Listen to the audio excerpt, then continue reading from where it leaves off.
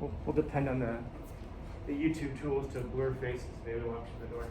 So I'm talking about something that at first sight is disturbing, but then afterwards when we kind of consider it, we're like, oh no, that's okay. That's for the best. Yeah. Maybe people's facial expressions when they look kind of distant. Ooh. So a person's facial expression when they look distant, what can, maybe at first glance it does disturb us. That goes back to what we're saying about how people can look creepy at first maybe. But then, what can it afterwards tell us? Yeah. They said it about me? No. Oh, you, okay. You said you, I'm like, what? What have I done? Once you get to know them, they're not a bitch. Yeah. RBF, resting bitch face. Yeah. I talk to people all the time, and I'm thinking of one person particularly who I know, or a friend of mine who just has that face, you know? And I'm still convinced that she probably is something of a bitch, you know? But she insists, no, I'm actually really sweet, and she does seem to be, but she still has the face that I still like, I don't know, I've known you for like 5 years, but I still think that maybe I don't trust you enough. There's something about the makeup, you know, it's too severe, it's too harsh, I don't know.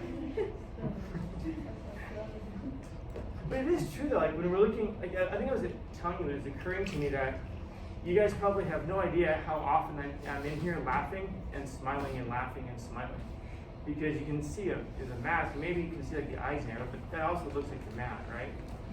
So when you're covering up like the mouth itself, you know, you just kind of play off of this up here. And that can be a little bit creepy, can be a little bit weird. Curiosity, have you guys noticed that you have difficulty understanding people when they're wearing masks? Yeah, I was reading something, study a couple of days, the day before yesterday, I was reading this study. I don't know why I just said that, that's not true. I wasn't reading a study. That was garbage. A friend of mine is doing a PhD in linguistics, and I was talking to him, and he was telling me about a study that he was working on right now. That they're measuring people's decibels. So when you're talking, there's a certain volume at which you talk, and then they're testing to see how well people understand you when you're talking with a mask on. And what he's finding is that comprehension is dropping by about 25%. Even though you're speaking just as loud as you normally do, people still have difficulty understanding what you're saying. This makes sense because your facial features give off a lot about what you're saying. So there's something there about reading lips, but there's also something about reading expressions that helps us be engaged in a story. For example, I guess you can think of it this way. I'm going to tell him this. Think of it this way. Maybe when you're reading a book, have you noticed that when you're reading a conversation in a book, it's more difficult to follow than if you're watching a conversation on television? It's the same thing. You're reading words, you're hearing words, whatever. Or even if you're watching Netflix and you've got the captions on, you know, you're still reading the conversation.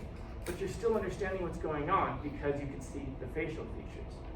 Yeah. Yeah, like sometimes when I'm reading the conversation, sometimes I'm reading them as if they're saying it like mad, but then in the end I realize they're actually saying it like not mad, so I have to reread the conversation to hear it in that not mad.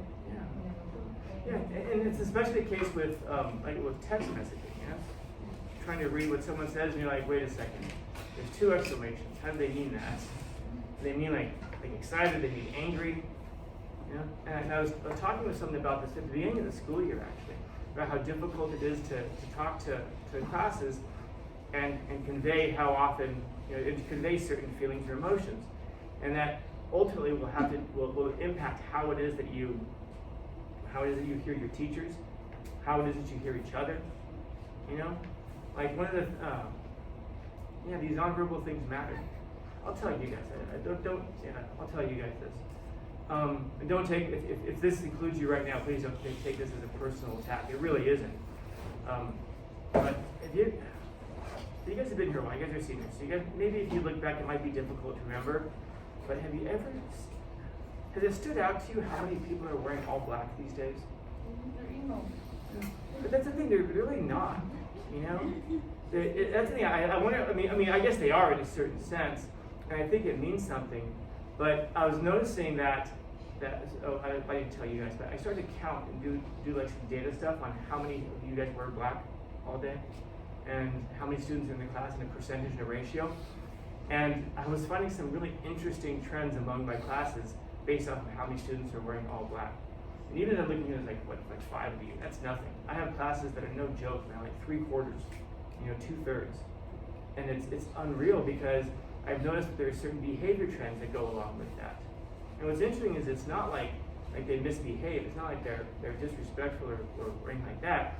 There's just like this complete, to make up a new word, check-outedness, maybe, about it when we see people wearing all black. Wow, there's a certain thing, there's a reason for that. There's a reason that people are doing that. And I was talking to a friend of mine. I said, I need to go buy some new clothes because and by the way, it's not just in the school. I see it in the world generally as well. And so, like, for example, I was talking to a friend of mine this weekend, and we noticed, I was saying, look at all the people wearing black, and they noticed it too, like, so as we were like talking to like black, all black, all black, all, you just see it all over the place. And maybe it's the kind of thing that now that you notice it, now that it's been mentioned, you'll notice it everywhere, and you'll see it more perhaps. Mm-hmm. But I don't know, man, it seems like it might very well reflect kind of what's going on in the world. So I was telling a friend of mine that I need to go buy some new shirts because I feel like this obligation to now bring color into the world in some way, purples and greens, not yellows, maybe red. On me? Okay. Yeah, this would not be a flattering color. Some people can wear yellow. What's that? Are you gonna wear yellow? Because we got melon. Okay, Are you gonna wear yellow tomorrow? Is tomorrow a yellow day? Banana day. Yes, I'll wear banana yellow tomorrow. I have one, maybe. I used to have one yellow shirt, and I'd wear it. And I don't know where it is now. I think I still have a yellow. I don't know, we'll see. But yeah, I'll probably wear yellow tomorrow. Go bananas, whatever it is, right? Put a banana on your tree. Yeah. But like, thinking of like purple but I feel like there's a sense of bringing color into it.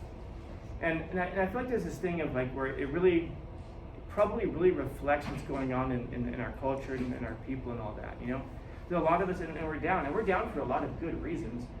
I was just reading these things about, like, for example, like food prices in some cases, they're at 25%. Any of you guys drink Diet Coke by any chance? Am I the only one in here that loves me some Diet Coke? Diet Coke. I love me some Diet Coke. Diet Coke is gone. It's very difficult to find it. You can find some cans. But if you try to find the bottles, if you guys can remember back a month, I've been drinking those bottles all the time. I haven't found a bottle in like a month.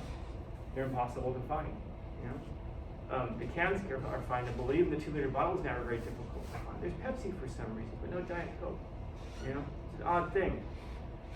I was reading about like the job reports. I was reading about like gas prices. Gas prices are way up. There's a lot going on. There's a reason for all this, by the way. Remember those stimulus checks that we got? Or like parents got anything? Yeah, I didn't get them. But like parents, a lot of people got them. That causes inflation, which is what causes prices to rise. So we got, so the country got some money last year. We're like, yeah, we got some free money. It's not free. Mm-hmm. Now we're paying higher prices on everything for that, And so there's a lot going on that's negative. There absolutely is. But man, is there anything positive that can be gleaned from this? It's like I asked you, at the very beginning, if there was anything that just wasn't funny, and we're trying to come up with something. I don't know. You let me know if there's a topic you think is not funny, and I'll give you a joke for it. I'm sure, and maybe you won't think it's funny, but a lot of people will, and that's because humor is one of those things that helps us to get through a situation. That's why, if you ask like, what's so funny, that's why I say everything. If you could look at it just the right way, My mom was very Irish. My mom loved Ireland. And if you've ever heard about, that you've heard of the luck of the Irish before? Yeah. And yet there's almost no people on the face of the planet who are less lucky than the Irish. I mean, the Irish are absolutely unlucky people. You look at their history, it's like centuries of domination, and 2/3 of their population fleeing because of the potato famine.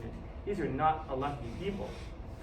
And I remember asking my mom one time, like, what's this thing about the luck of the Irish? Like, so incredibly unlucky. Like, the luck of the Irish is like you step in a pile of shit and you don't get any in your shoelaces.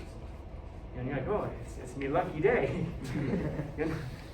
And my mom said that the luck of the Irish was the ability to keep a sense of humor throughout all of that. And that is absolutely true. The Irish have a great sense of humor. For some reason, the other day I started laughing. I was telling a friend of mine, you know what Irish sunglasses are? You've heard of those before? Irish sunglasses are when you get beaten up and you have two black eyes. I think that's really funny. Irish sunglasses, you know? But then there's also an Irish goodbye. An Irish goodbye is when you don't say goodbye, you just leave. Like you're sitting with your friends and you just get up, you light them up, and you walk out the door. What's this? Yeah. I'm well known for this. Why? You could look at that and say, that's incredibly rude. They just get up and leave. But that's not why they do it. The Irish do it because they don't like saying goodbye. Because goodbye sometimes means goodbye. So rather than like, I'll see you later or whatever, they just get up and they leave. Because the idea is, like, yeah, I'll see you later. It's like there's no separation of time. It isn't like, I'll see you tomorrow. It's like life is just this one long day. And you hang out with your friends during some periods of the day, and another periods of the day you're at work, you know? It's the view that we take of things. Right now, in the world, things are rough. But that's good. That's good, though, in a certain way. We just don't feel it yet. Because it makes you harder. It makes you stronger. If you let it make you harder, and if you let it make you stronger. You know, a lot of people get beaten back by this. This goes back to what I always talk about Nietzsche. What doesn't kill me makes me stronger. He's talking about himself there. He's not talking about everybody. What doesn't kill him makes him stronger. And this is the truth. For some people, we get stronger by difficult times. What doesn't kill us makes us stronger.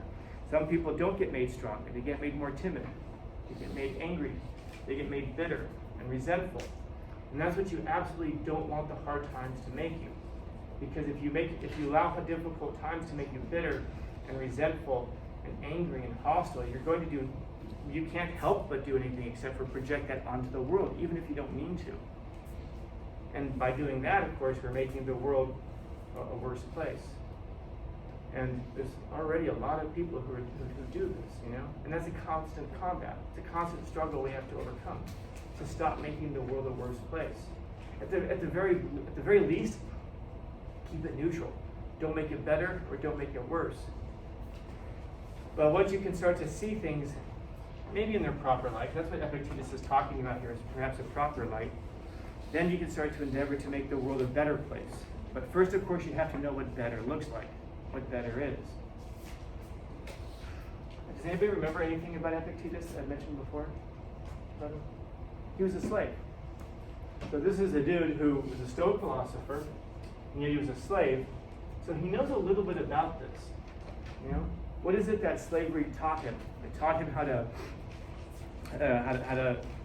be meticulous, how to be conscientious. It taught him how to make the best of things within certain confines.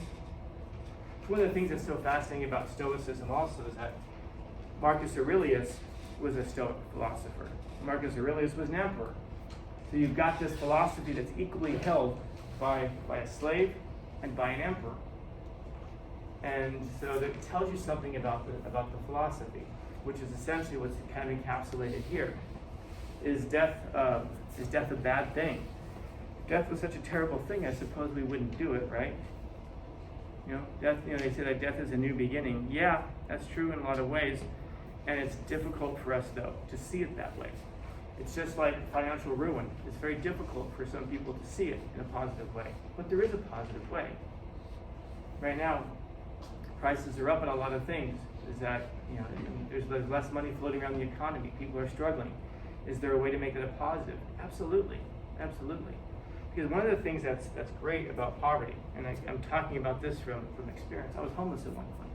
Poverty has a way of teaching you what's important in your life and what's not. You start to figure out what can you live without, and not live without in the sense of you learn how to live without things, and then perhaps you can start to learn to live without the want of things. And once you can learn to live without the want of things, there are certain things that you're not only going to not want, you're going to recoil from them. In other words, maybe it's not like, I guess you can think of it this way. Anybody know who Mr. Gross is? Okay, he's at Granger now, right? Yeah. Okay, so Big Boss Gross. He loves him some Christmas. Gross loves him some Christmas, man. You want to get if you tell me you want to get a tribal tattoo, and you want to, instead of having the tribal though, he wanted to get Christmas lights on his arm. That dude loves Christmas, man. And that guy When he used to teach here, when he was here, he'd be showing up in Christmas fairs all the time, just, Oh, yeah. what's up, Christmas time? If you don't know who he is, that's how he talks. And you see my Christmas tree, and I'd always be like, every day's Christmas, every day's Christmas. I think I've told you guys, I hate Christmas. Yeah, Christmas is my least favorite time of the year. But Gross loves some Christmas. And so on Christmas, actually, Gross goes and he volunteers at like food banks, and he gives out food and stuff like that. That's how he spends his holidays. Christmas, Thanksgiving. Don't tell him I told you that, because then you're going to start to think he's a nice human being. He doesn't want you to know this. But he goes out and he's that guy at the missions, and he's like, feeding the homeless. As they come through on the lines, he's the guy dishing out food and helping cook and all that stuff. And he's been doing that as long as I've known him. And so why is it that he has such a wonderful view of Christmas? Because growing up, Christmas was a terrible time for him. And so he now that he's older, he has more money for it and all that stuff, so now Christmas is a nice time for him. Christmas, I hate Christmas, like I've said. Why? The same way. One of my memories of growing up was my parents having to figure out if they were going to keep the electricity or the gas on for Christmas. And they elected to keep the electricity on so we could have some lights on a tree. And then just put in extra sweaters, for the heat. Now you could have learned how to live without Christmas. And then now you go back and you say, well, now I can do it without Christmas. I don't need to buy a bunch of gifts and stuff like that. And then it gets to a point where you're like, not only do I not need to, I really don't want to. And then it kind of reveals, it bounces around in my head, remembering myself as this little scanlan, and my friends doing all this stuff, and thinking, my God, a lot of you are probably like that as well. You have friends who get a whole bunch of stuff, and you get nothing, and it makes you kind of jealous and makes you feel like you're lesser than. And it's a holiday that's supposed to bring people together, and yet in a lot of ways, it drives so many families into debt and people into debt, just trying to make them feel loved in these ways. This is a terrible thing to do with a holiday. It's a terrible thing to do with any holiday at all, or any time, So you got these two very different views, of course. My point is that once you learn how to live without something, then you can learn to live without the want of something. And then eventually you find yourself able to live very well within very constricted means. And then what happens is, as you get older, you realize, I have a whole bunch of money because I didn't spend any money on stuff because I didn't really want anything. And what do you do with that money? Maybe you invest it, maybe you buy a house, maybe you do whatever it is that you do with it. And then suddenly, you see that stuff growing, growing and growing and growing. So maybe there is something that's very positive about these difficult times, and that they're helping us to learn how to live within certain means and to live in difficult times, so that when times get better, times will get better, of course, they always do, you're going to appreciate those other times more, If you always have nothing but sunshine, you don't really appreciate the sunshine. That's a cliche, but it's also a true cliche. Difficult times, unfortunately, they do remind us how wonderful the good times are. But that means you have to go through the difficult times. Now, afterward, I'll leave it with this. Afterwards, you'll notice a lot of times we have a way of looking back on it and going, you know what, that time I went through was difficult, but it made me better. Wouldn't it be wonderful if you could stop right now during this difficult time and look at it and say, wow, this is making me better. Now let me live in such a way that I can make myself even better during this time. In other words, to live purposefully and consciously and to develop in these ways to become better. It's so hard to do because we're humans. We want to escape difficult times. And I'm not saying that you should drive headlong into difficult times and put yourself through difficult times on purpose, of course. But you got to be there anyway, right? It's like if there's a class that you really hate, besides this one, imagine you have to be there anyway. You might as well get something out of it. Whatever class it is, find a way to get something out of it, become better. So, questions, comments, concerns, complaints, criticisms, critiques? Awesome. All right, go ahead and put those away.